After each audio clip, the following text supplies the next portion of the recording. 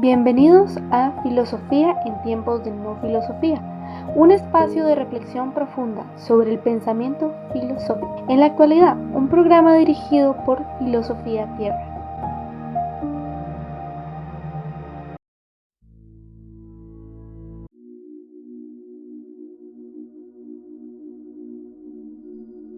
Proverbios, versículo 5, del 1 al 14.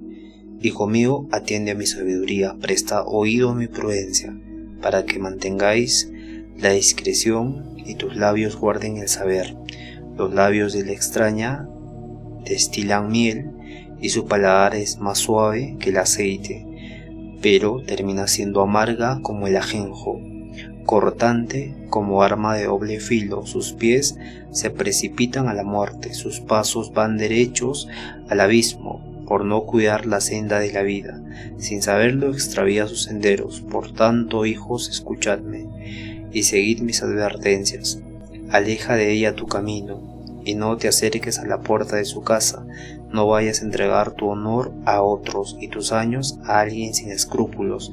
No se aprovechen de tus esfuerzos los extraños, ni acaben tus fatigas en casa ajena. A la postre lo lamentarás, cuando tu cuerpo y tu carne se consuman.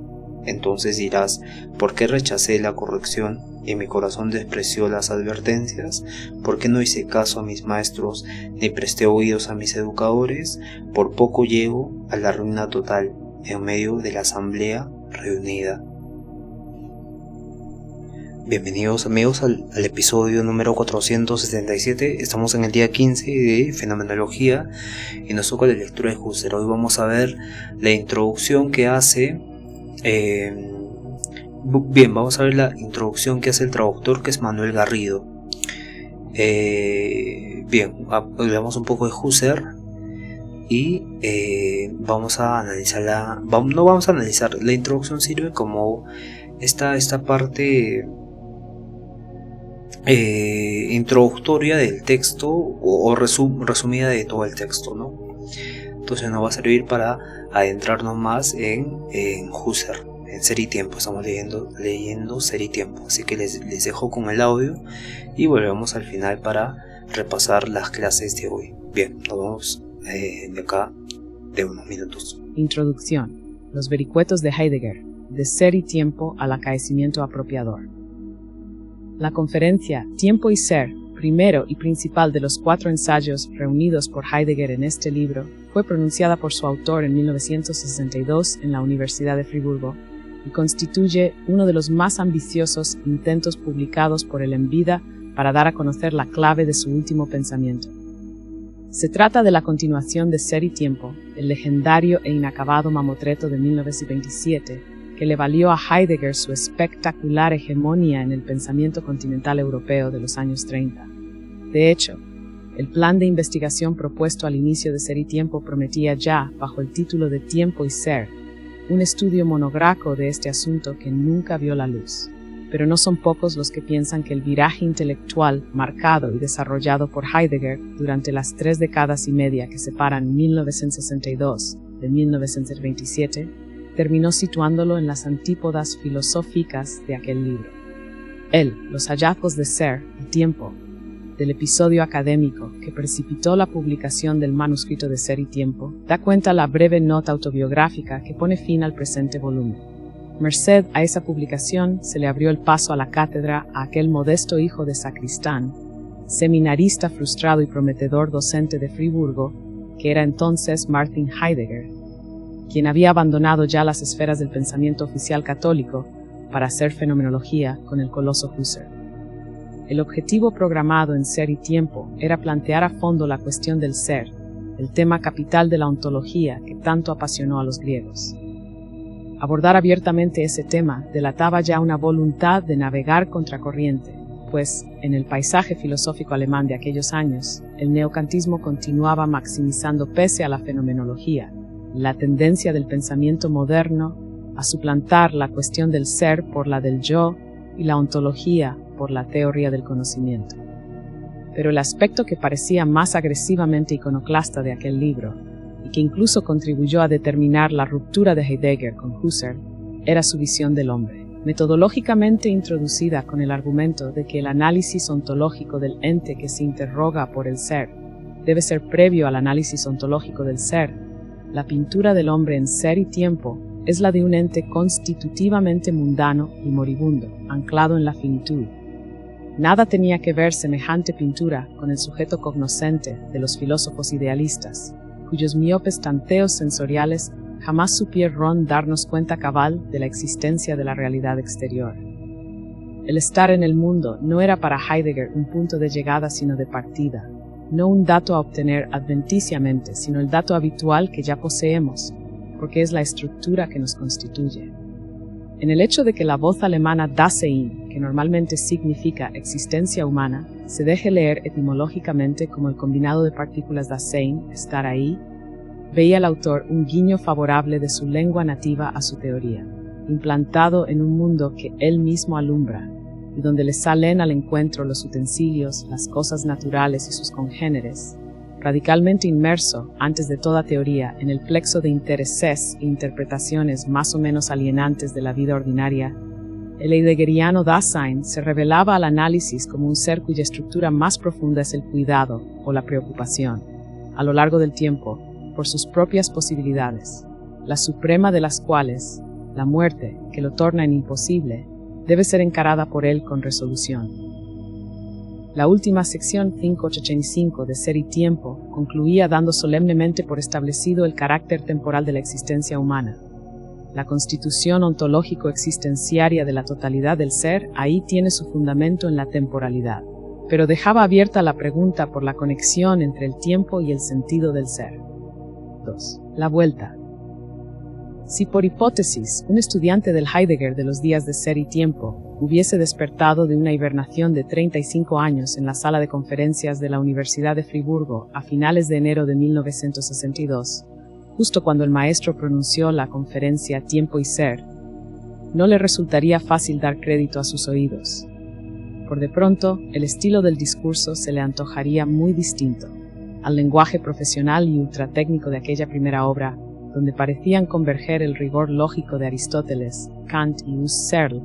Había sucedido una nueva jerga, no exenta por su parte de otro género de rigor no menos insufrible, que penalizaba la terminología académica y prefería dejarse llevar, venerándolos, gravemente por los arcaísmos, las sencillas liturgias y los imprecisos balbuceos del lenguaje natural. Pero también apreciaría un cambio no trivial en los contenidos. Es verdad que han vuelto a entrar en danza en la conferencia el ser, el tiempo y el hombre, mas se diría que lo que a éste se le pide ahora no es activa resolución, sino entrega. Y el tiempo y el ser parecen ser solo momentos de algo aún más insondable y enigmático que Heidegger llama el acaecimiento, das Ereignis.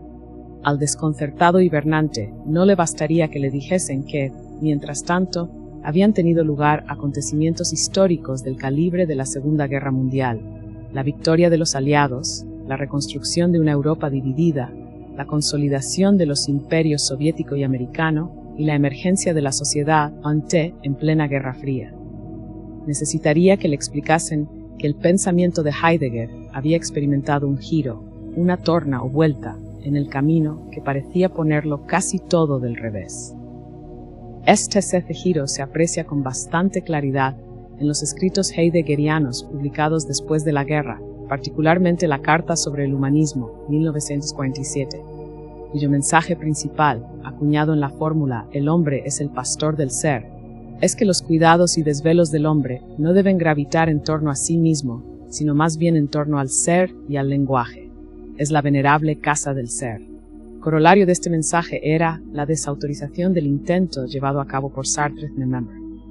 El existencialismo es un unsanismo, 46, que implicaba la lectura de Ser y Tiempo como una mera odisea del Dasein, como una teorización nada más que antropológica o ética, pero no ontológica del diálogo allí recogido, con el tiempo al fondo entre el ser y el moribunds.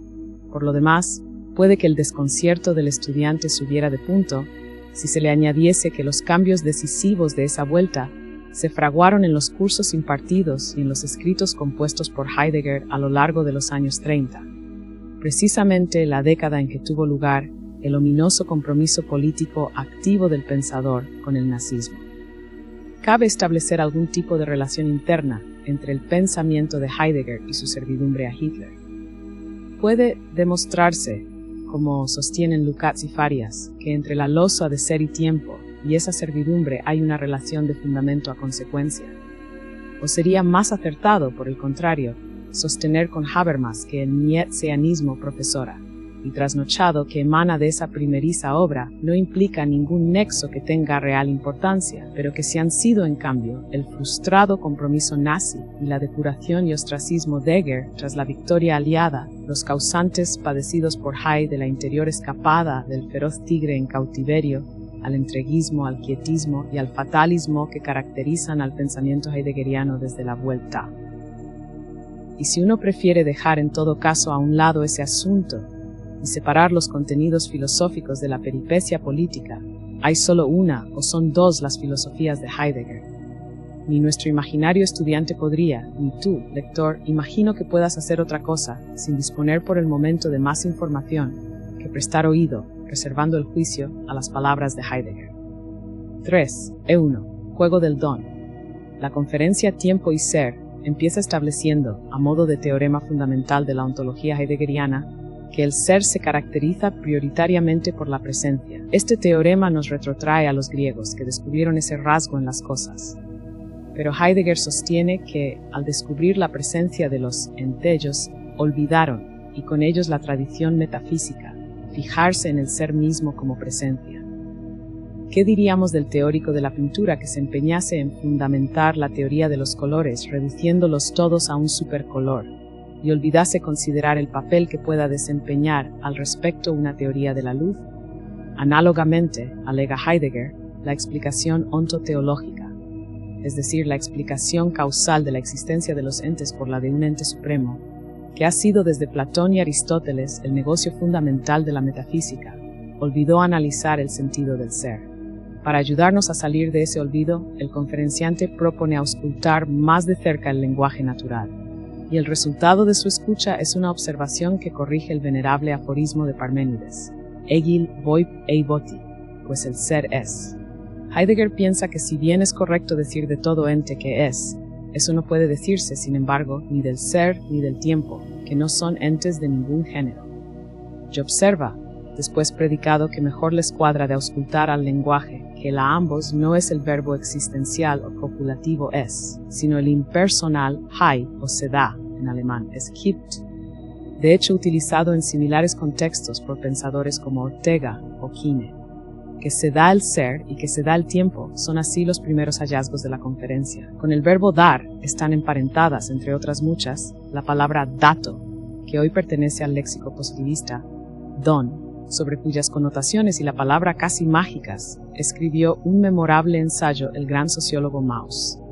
En el sistema de toma y daca, del do-des, que gobierna tan inexorablemente el intercambio de bienes entre humanos, como gobierna el principio de causalidad, el tráfico entre los entes naturales, ota como si fuera, por así decirlo, desinteresadamente el juego de la donación y del don, que parece no implicar deuda alguna, y sin embargo aúna o compromete de una manera u otra al beneficiario. Al visualizar como don la presencia inherente al dato, se da el ser, la ontología de Heidegger cobra el aire de una historia more quasi hegeliano del pensamiento. El ser como don que se le dispensa al hombre nos es pintado en esa ontología, en términos de sabor más o menos mítico, como envío, misión y destino. La historia heideggeriana del ser es la historia de los destinos, transformaciones y avatares por los que éste atraviesa. Al ser captado y conceptualizado por los pensadores más destacados, Platón se representa al ser como Iñeo de cada época. Sí, como Koyunbiok, Aristóteles como Evepjayok de las ideas, Kant como posición, Hegel como el concepto absoluto, Nietzsche como voluntad de poder, no son estas doctrinas producidas al azar, sino palabras del ser como respuestas a una apelación que habla en el destinar, que se oculta a sí mismo, en el se da el ser. Esta nueva perspectiva supera, conservándolo, el programa de destrucción o desmantelamiento de la historia de la tradición metafísica propuesto en Ser y Tiempo, y en el cual vino a inspirarse la famosa deconstrucción de Derrida. 4. La extensión vi la regalía del tiempo. Pero si el ser es vestido ahora por Heidegger y la retórica del don, con ropaje de destino, dentro de la lógica, la donación es dramatizada del tiempo por él. Dentro de esa misma lógica y retórica, mediante un singular atributo digno del mismísimo Anaximandro. Ese atributo es nombrado con el verbo alemán reichen, significativo de acciones tales como tender, extender, alcanzar y ofrendar, que Heidegger emplea connotando no solo el sentido de la distancia espacio-temporal, sino también el de la influencia de un poder o autoridad. La raíz rec de ese verbo es la misma que da rex en latín, régimen y región en español o Reich en alemán. Y mientras visualiza así el despliegue original del tiempo, como extensión y como regia ofrenda o regalía, Heidegger insiste con empeño en la función eminentemente creadora, o, por mejor decir, clareadora, esclarecedora o despejadora que tiene ese despliegue. Sobre la importante noción heideggeriana de clareamiento o esclarecimiento, véase el tercer ensayo de este libro, El final de la filosofía, Roche 85 Hess. En Ser y Tiempo había sido especialmente analizada el tempo-realidad, o imbricación de presente, pasado y futuro, como estructura constitutiva del estar humano, y allí se criticó ya la clásica reducción del tiempo a una serie de ahoras puntuales, que se inicia con Aristóteles y culmina en la psicomatemática de Newton-Einstein. Pero en Tiempo y Ser, donde se habla más en términos de tiempo que de temporalidad, el punto de referencia no es el estar humano sino el ser, cuyas modalidades de necesidad, imposibilidad, posibilidad o contingencia implican evidentemente temporalidad ontológica. De ahí que el tiempo radicalmente reconstruido en la conferencia de 1962, sin confundirse con el físico matemático, sea más mundano que humano. Está dimensional, o mejor, tetradimensionalmente estructurado e incorpora al espacio. Con esto, concluye Heidegger, se esclarece lo que llamamos espacio-tiempo por y ser, 34. 5. El acaecimiento apropiador. El objetivo de la conferencia, Tiempo y Ser, es, dicho en palabras de Heidegger, pensar al ser como acaecimiento apropiador. De hecho, sus últimas páginas, subsiguientes a una larga meditación sobre el sentido del ser y el sentido del tiempo, están dedicadas a desarrollar finalmente una experiencia que Heidegger denomina Ereignis, y con la que quisiera emular al Tao de Lao Tse, al Apeiron de Anaximandro, al Logos de Heráclito o al Eterno Retorno de Nietzsche. La palabra alemana Ereignis significa ordinariamente acaecimiento o cualquiera de sus sinónimos, como suceso, evento o acontecimiento. De aquí podría inferirse por de pronto que la intención de Heidegger es poner de relieve el carácter eminentemente procesual y dinámico de su ontología, como ya quisieron hacer Bergson o Whitehead con las suyas, o también el Wittgenstein del Tractatus, 1921, cuando postula que el mundo es la totalidad de los hechos, no de las cosas. Pero no es solo eso. En primer lugar, y haciendo alarde de su dominio en el arte del guiño etimológico, Heidegger, Tiempo bei Ser, trata de llevar al ánimo de sus compatriotas que si se descompone el referido vocablo alemán en sus dos partes. Ereignis, la primera de las cuales, es un prefijo de valor intensivo, a segunda de ellas, eignis, se puede detectar una cierta presencia de la voz eigen, que significa propio. Esto le da pie al filósofo germano para violentar la semántica de dicho vocablo ereignis y agregar a su significado ordinario, acaecimiento, extraordinario de apropiación o apropiamiento, el que quisiera ser más íntimo y filosófico. El lector alemán, que una vez impuesto de estos guiños etimológicos, se tropiece con la palabra ereignis en un contexto heideggeriano fuerzo para entenderla, no tiene que hacer ya mayor, es como acaecimiento o como apropiación, o como ambas cosas, según sea el caso. Pero ni un español, ni un francés, ni un inglés pueden sacar de las palabras evento, evenement o event, ni de ninguno de sus sinónimos, por más guiños etimológicos que hagan, el significado más íntimo y filosófico de apropiación que propone Heidegger para ereignis. La solución más socorrida de los traductores es dejar en alemán este vocablo, y así hace, por ejemplo, José Luis Molinuevo en su versión del tercero de los ensayos que componen el presente volumen. Los norteamericanos prefieren cortar por lo sano y traducir siempre el ereignis de Heidegger por apropiario, apropiación, sin nada que recuerde el primer significado alemán de la palabra.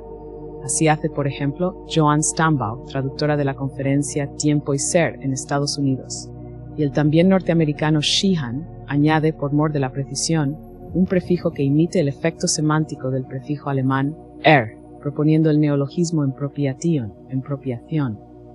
Posiblemente la manera más fiel de resolver el problema sería traducir jánicamente a la Derrida el Erignis heideggeriano como acaecimiento-apropiación, para que el lector no pierda de vista la doble acepción de esa palabra.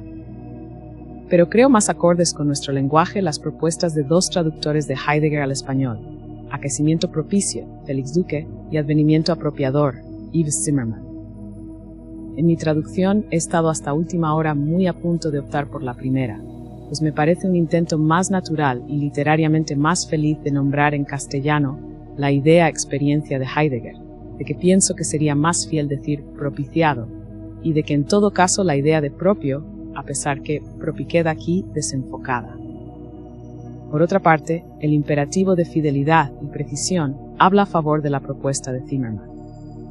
Al final, he tomado la salomónica decisión y reconozco que sin el menor adarme de imaginación por mi parte, de fundir ambas propuestas en una tercera, acaecimiento apropiador, teniendo en cuenta que acaecimiento conserva mejor el significado ordinario de Ereignis del que parte Heidegger, y apropiador recoge mejor que propicio el significado terminal que él impone a dicho vocablo.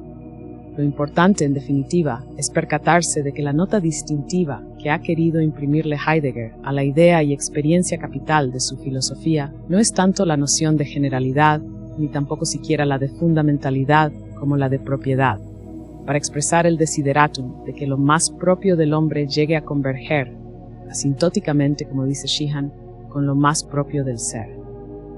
Con la constatación del doble dato, se da el ser, se da el tiempo con que abre su conferencia, pretende Heidegger ofrecer una alternativa que corrija y complete la sentencia de Parménides. On voi pei vo, pues el ser es.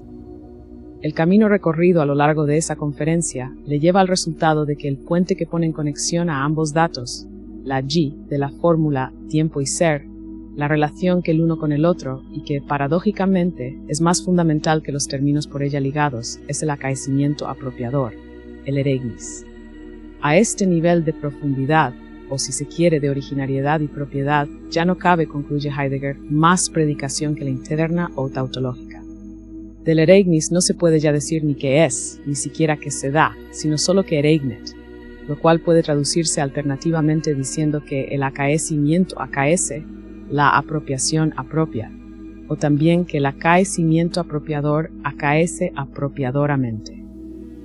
Algún comentarista anglosajón ha sugerido como ilustración del acaecimiento apropiador la relación del hombre con el lenguaje. La familiarización del hombre con su lengua se deja entender, evidentemente, como un proceso que no es solo episodio de historia natural, sino también evento de historia cultural. En virtud de ese proceso, cada hombre se va apropiando de algo que inicialmente puede antojársele ajeno, pero que luego, sin embargo, se va haciendo gradual y consustancialmente lo más propio suyo, sin que pueda finalmente precisarse hasta qué extremo es él quien se está apropiando del lenguaje, o es el lenguaje quien lo expropia o enajena a él. Esta ilustración responde sin duda al propósito de adaptar la idea-experiencia de Heidegger, que no es, según él, sin embargo, numéricamente múltiple a un clima analítico wittgensteiniano. Como alternativa a este ejemplo, quizá pueda el lector atisbar algo más del recóndito significado que aspira a tener esa suerte de happening, que es el acaecimiento apropiador, si se presta a ser tolerante con el dudoso procedimiento de tratar de explicar una cosa oscura por otra que no lo es menos, y hace conmigo memoria de una de las numerosas incursiones nietzscheanas de Heidegger. En la tercera parte de Así habló Zarathustra insertó Nietzsche un capítulo titulado El convaleciente. Al comienzo de ese capítulo, Zarathustra, hablando consigo mismo, svoca el más abismático de mis pensamientos, que se dispone a comunicarnos. Mientras lo hace, sus dos animales favoritos, el águila y la serpiente, el más orgulloso y el más sagaz de todos los seres de ese reino, se adelantan a nombrar tan abisal pensamiento clamando: tú eres el maestro del eterno retorno de lo mismo, y este es ahora tu destino. En el pensamiento del eterno retorno se conjugan, según Nietzsche, la vida, que es voluntad de poder, el dolor y el círculo, o sagrado anillo, donde los tres momentos del tiempo, pasado, presente y futuro, se funden a sí mismo con la eternidad. El sentido de ese pensamiento parece consistir en que la voluntad, venciéndose a sí misma, decida otorgarle un sí, imprimiéndole con ello un carácter de ser, como si lo cocotegnizara al evanescente devenir. Por otra parte, a un destino que convoca al hombre a llegar a ser lo que más íntimamente es, se refiere Zaratustra en el prólogo de esa misma obra, invocando el sentido de la tierra con el recurrente estribillo. Yo os enseño a superhombre. El nietzscheano eterno retorno de se, lo mismo sería el tipo de happening al que más pudiera parecerse el acaecimiento apropiador, dice Heidegger, y recíprocamente, el hombre que, comportándose como tal, resolviese entrar en el acaecimiento apropiador y hospedarse en él estaría haciendo las vex de lo que Nietzsche llamó superhombre. En el comentario de Heidegger al referido capítulo de Así habló Zarathustra, puede leerse: eterno retorno de lo mismo es el nombre del ser del ente. Superhombre es el nombre de la esencia del hombre que corresponde a este ser. Manuel Garrido. Bien, entonces nos vemos mañana con la lectura de Ser y Tiempo, ya precisamente de Heidegger. Cuídense todos, fuerte abrazo con la paz a sí mismos, tengan mucha fe, por favor sean felices y sean conscientes hasta el día de mañana. Cuídense todos.